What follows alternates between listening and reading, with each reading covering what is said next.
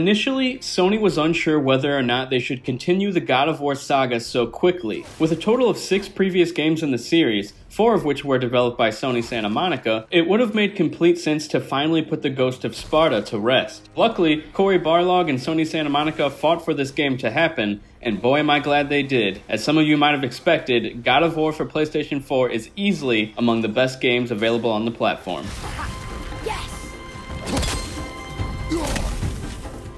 I feel like I say this every time a brand new AAA Sony published game comes out, but here we go again. God of War is absolutely stunning. The amount of detail put into the world, character models, and fast-paced gameplay repeatedly made my jaw drop. This semi-reboot shakes things up for the series by bringing in bright and vibrant areas that are bursting with an assortment of beautifully crafted environments. I spent a ton of time just walking around looking at all the environments that are showered with Norse mythology. The surprisingly large linear open world has plenty to see and do, which leads me to my next topic. The game is jam-packed with content, especially for a mostly linear game. While Santa Monica had been marketing the game as a linear experience, the game still allows a lot of player choice and often feels like a traditional open world experience. There are side quests that you can choose to do, there are areas to travel to that don't involve the main storyline where you can earn rare items and supplies. For example, I walked off the beaten path to a cave where there was a crack in the wall. After I went through the crack, an hour-long side quest with a unique story and fantastic puzzles unfolded. It showed me that the studio really pulled out all the stops for this God of War title. The further I got into the game, the more I realized just how much love and passion went into Kratos' PS4 debut. And after I finished the main story, I still had plenty of quests to fulfill on my map, and I was eager to keep playing more. So one of the things that stood out to me the most during my time with God of War was the story. But before I get to that, I want it to be known that I do not talk in depth or reveal any specific story elements in order to avoid spoilers. A story-driven game like this deserves to be experienced going in as a blank slate. The stories of previous games in the series always sort of felt like an afterthought to most people. While I enjoyed them, they didn't get much reaction or recognition from gamers. I'm happy to say that God of War on PS4 once again goes above and beyond the typical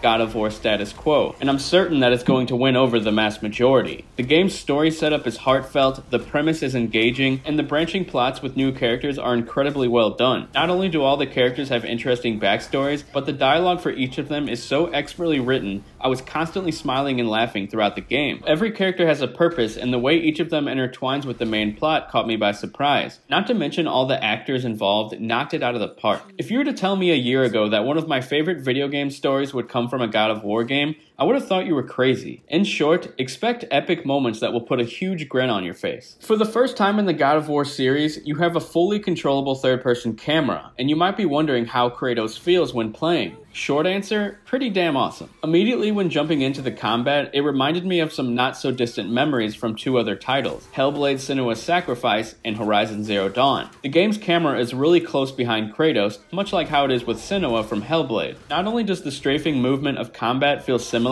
but Atreus, Kratos' companion, acts the same way the voices in Senua's head work. He yells out when enemies are behind you or about to attack. It's actually quite helpful and not annoying like some might have expected. As for combat and controls, it's all very well done, although I did change my dodging from X to circle in the settings. Light and heavy attacks are mapped to R1 and R2 just like Horizon Zero Dawn. At first, all my brain kept wanting to do was use the face buttons for attacking. I guess because I'm just so used to associating those buttons with melee and God of War. But after a while, I slowly got used to the controls. You then go on to unlock tons of different combat moves, and you're slaying monsters in the most badass manner in no time. One of the most important parts of God of War's combat is that it's extremely satisfying. Whether you're throwing the axe at enemies or tearing apart their faces with your bare hands, it's all really fluid, until some unforgiving difficulty spikes occur.